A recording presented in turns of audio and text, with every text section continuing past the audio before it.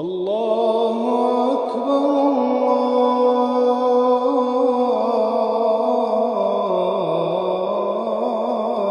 Allahu Ekber. Esselamu Aleyküm ve Rahmetullahi ve Berekatuhu. Əziz və möhtərəm müsəlman bacı və qardaşlarım, Dəvət Et kanalının izləyiciləri, bu mübarək səfərimizdə çalışırıq ki, bu səfərimiz daha da bərəkətli olsun. Buna görə də bu səfərimizdə iştirak edən elm əhlindən çalışırıq ki, faydaları çəkib sizə paylaşaq ki, hamımız elm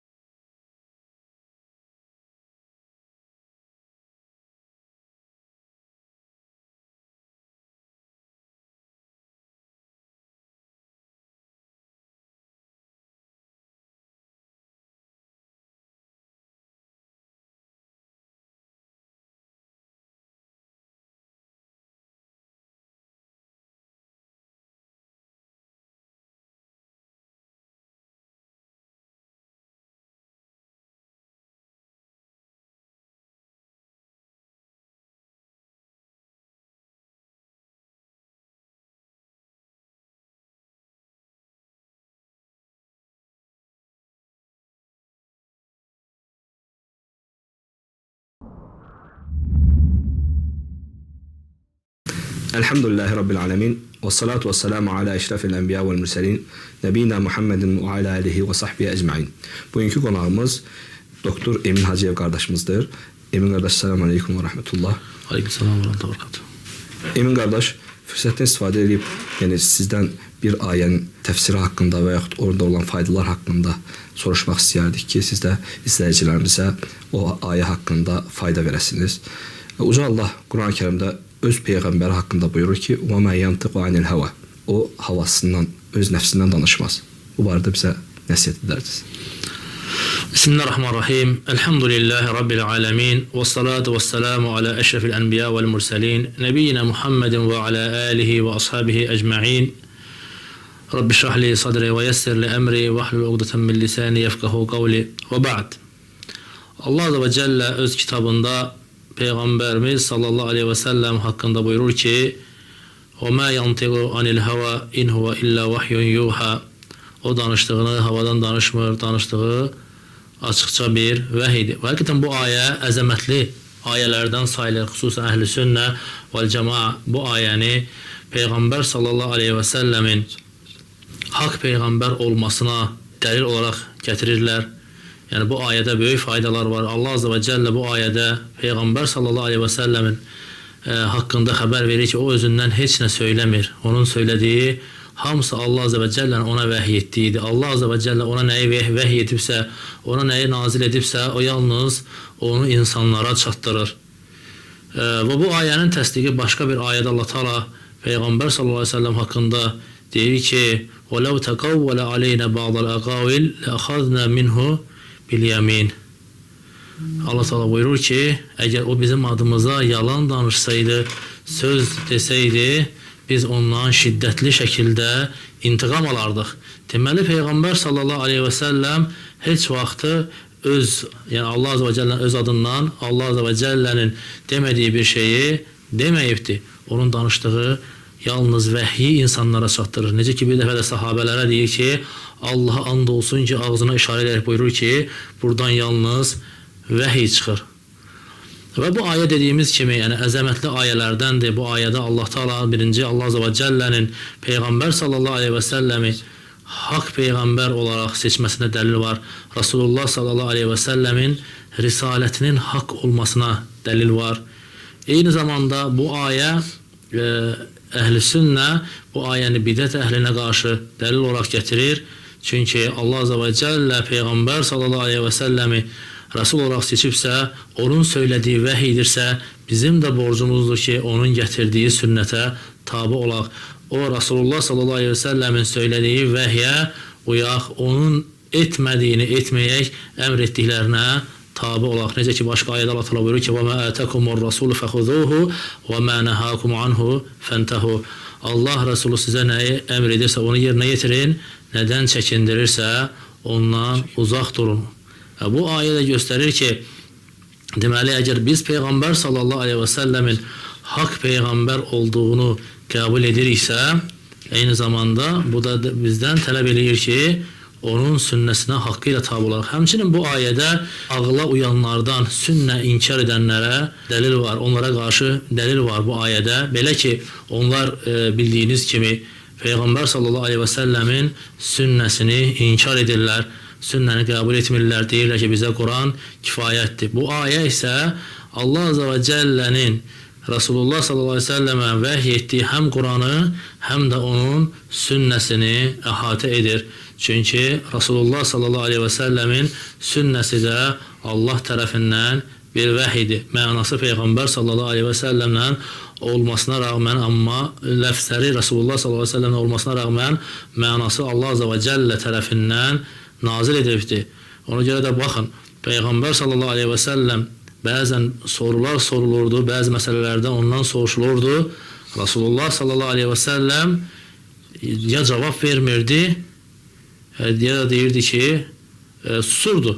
Ta ki vəhiy ona gələnə qədər, Allah Azze və Cəllə ona xəbər verənə qədər, ona vəhiy gəldikdən sonra soruşardı ki, sual verən hardadır? Onun sualına cavab verərdi. Bu da göstərir ki, sünnədə Allah tərəfindən bir vəhiydir. Və həmçinin bu ayədə ki, وَمَا يَنْتِقُ عَنِ الْهَوَى اِنْ هُوَ إِلَّا وَحْيٌ يُوحَى, yəni o danışdığını havadan danışmır, danışdığı açıqca bir vəhiydir. Və burada bu ayədə həmçinin Peyğəmbər sallallahu aleyhi və səlləmin, yəni bəşəriyyətdən, digər insanlardan onu seçən xüsusiyyəti bəyan edir. Normalda Rasulullah sallallahu aleyhi və səlləm də bizi kimi bir bəşər idi. Onun heç bir ilahi xüsusiyyətləri yox idi. Necə ki, İslam alimləri onun haqqında deyir ki, Abdun la yu'bad, Rasulun la yukəzzəb. O, özü quldur, ibadət olunmaz, amma eyni zamanda Rasuldur, təkzib edilməz, yanılmaz. Və yəni Peyğəmbər sallallahu aleyhi və səlləmin söylədiklərinin hamısı vəhiydir. Bizə yəni onu bizdən fərqli edən, yəni ona Allah Azze və Cəllə tərəfindən vəhiyin gəlməsidir. Allah razı olsun Emin qardaş. Hətta o Quranı qəbul edib Peyğəmbər sallallahu aleyhi ve sellem sünnəsini inkar edənlərə bu ayə özü də bir dəlildir ki, əgər sünnəni inkar edirsinizsə, gərək Quranı da inkar edəsiniz. Çünki o da vəhiy yolundan gəlib, bu da vəhiy yolundan. İkisi də vəhiy yolundan gəlib. Bəli, buyurduğunuz kimi, yəni bu ayə onu inkar edənlər, sünnəni inkar edib Quranı qəbul edirik deyənlər, onlar ziddiyyətdədir. Çünki o insanlar normalda, yəni əgər haqqı ilə Quranı qəbul edirlərsə, Allah Teala da öz Rasuluna uymağı Quran-ı Kərimdə əmr edir. Necə ki buyurur ki, وَأَنْزَلْنَا إِلَيْكَ الذِّكْرَ لِتُبَيِّنَ لِلنَّاسِ مَا نُزِّلَ إِلَيْهِمْ. Biz sənə zikri nazil etdik ki, onlara nazil olanı insanlara nə deyib? Bəyan edəsiniz. Bu da dəlildir ki, yəni Qurana əgər sən haqqı ilə tabi olursansa, Rasulullah sallallahu aleyhi ve sellemin sünnəsində qəbul etməlisən.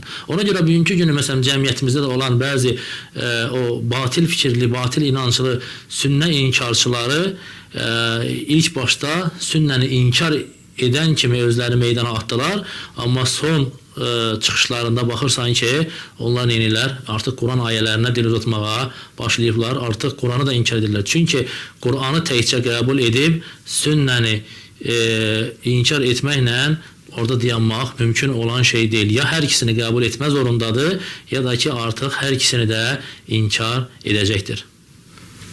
Emin müəllim, bəziləri iddia edə bilərlər ki, Quran mütəvatir yolundan gəlib şəz ola bilməz, şəz rivayətlər ola bilməz, amma hədislərdə şəz rivayətlər ola bilər. Buna nə deyə bilərsiniz? Bəli, bu yəni o hədis inkarçılarının şübhələrindəndir. Belə ki, onlar yəni bu şəkildə şübhə gətirirlər ki, yəni o qədər hədislər var, sayısız hesabsız hədislər var ki, zəif hədislərdir. İslam alimləri onların zəif olduğuna hökm veriblər. Lakin Quran-ı Kərimdə belə bir şey yoxdur. Bu da əslində onların cahilliyindən irəli gələn, bilməməzliyindən irəli gələn bir şeydir. Onun xəbəri yoxdur ki, Quranın yəni mütəvatir olan qiraətlər 7 qiraətdir. Yəni bəzi qiraətlər var ki, isnadı zəifdir. Bəzi qiraətlər var ki, isnadı səhihdir, lakin mütəvatir deyil, şazdır. Məsələn, bəzi qiraətlər var ki, onu alimlər, yəni alimlərin ittifaqı ilə o qiraət kimi qəbul olunmur. Lakin o qiraəti təfsir kimi alimlər götürür ki, Quranın təfsiri kimi, məsələn, necə ki, Quran-ı Kərimdə Allah Taala buyurur ki, andın kəffarəsi barədə 10 gün yedirtmək, 10 nəfəri yedirtmək və 10 nəfəri yedirmək, əgər buna qadir, yaxud bir qul azad etmək, buna qadir olmayan, Allah Taala buyurur ki, 3 gün oruç tutsun. Orada Sələtədə əyyəm sahabələrin bəzilərinin musafında gəlir ki, mütətəbiət, ardıcıl olaraq. Bu mütətəbiət kəlməsi Quran-ı Kərimdə yoxdur. Amma belə bir qiraət var. Deməli, məsələ onların gətirdiyi kimi deyil. Bu birinci tərəfdir. Məsələnin ikinci tərəfi, Allah Teala Quran-ı Kərimdə buyurur ki, biz bu zikri nazil etdik və biz də onu qoruyacaq. Allah Azze ve Celle necə ki, Quran-ı Kərimi qorudu və onu İslamın ilk əsrində kitab halına gətirdilər, onu qorudular, onun başqa şaz qiraətlərdən qorudular, təfsirlərini təfsirlə ayrı etdilər, həmçinin hədislərin qarışmasının qarşısını aldılar. Eləcə də Allah Azze ve Celle bu İslam ümmətində olan İslam alimlərinin əli ilə sünnəni qorudu. Eləcə də ki, yəni ki, bugünkü gün əlimizdə olan hədis kitablarında hansı hədisin səhih olduğunu, hansı hədisin zəif olduğunu alimlər öz havalarına görə deməyiblər. Alimlər, belə deyək ki, ağır süzgəclər qoyublar. O hədislər o süzgəclərdən keçərək səhih adını alırlar. Yəni, asanlıqla bir hədisə səhih hökmü verilmir. Məsələn, bir isnadın hədis elmindən bilənlər bilir ki, məsələn, bir hədisin səhih olması üçün, mötəbər olması üçün 5 şərt var. Məsələn, o şərtlərdən yalnız bir dənəsini deyək, yəni ravinin birinin digərindən rəvayət etməsidir. Məsələn, biri başqa ravidən rəvayət edir, alimlər hər birinin həyatını oxuyurlar. Baxırlar ki, bunlar, məsələn, ayrı-ayrı əsrlərdə yaşayıb, və yaxud doğum tarixləri uyğun gəlmir, və yaxud, məsələn, heç bir şəhərdə bunların görüşmə imkanı olmuyor. Məsələn, deyək ki, biri getdiyi şəhərdə, getdiyi zaman digər alim rəvayət etdiyi alim həmin şəhərdə olmuyor. Artıq hədisə bir dənə o ehtimalla hədisə zəif hökm verirlər. Və yaxud etibarlı bir alimdir. Lakin bəzən o alimin, məsələn, üslubunda, yaxud hədis ravisi, alim demək, hədis ravisi var. Məsələn, hədis ravisini, hədisi nəql edəndə, yəni, ad demək ki, mən filan kəsdən eşitdim, deyib, filan kəs dedi, filan kəsdən belə rəvayət olunur. Niyə görə? Bəzən olur ki, isnadda ortada başqa bir adamın adını salır, zəif ravinin adını salır, zikr etmək istəmir. Bəzən belə bir şeylər olur. Belə insanlardan həmişə alimlər tələb ediblər ki, mütləq desin ki, mən filan kəsdən eşitdim kəlməsini desin.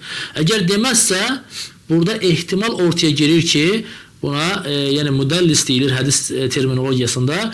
Yəni bu adam müdəllis sayılır. Yəni ehtimal olunur ki, o ortada, yəni deyir ki, mən filan kəsdən eşitdim. Yəni ortada bu adamın adını çəkmir. Deyir ki, filan kəs belə dedi, filan kəs eşitdim demir. Filan kəs belə dedi. Ola bilsin ki, bunun özünün birbaşa eşitdiyi adam ravi zəif də ola bilər, səhih ravi də ola bilər.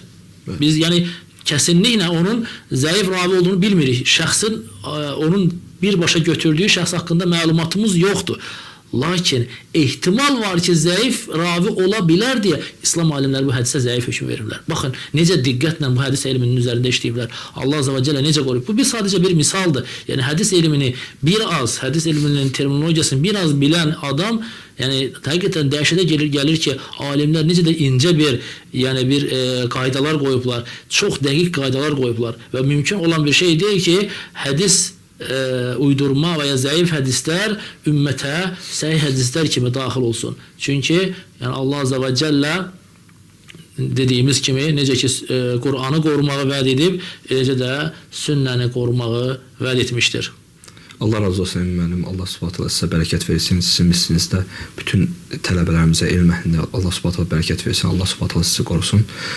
İnşallah gələn görüşlərdə də başqa tələbələrlə çəkilişlərimiz olacaq. Allah sizə bərəkət versin. Subhanakallahumma bihamdik və əşhədu an la ilahe illə ent və estəğfiruke və etûbü ileyk. Assalamu aleykum.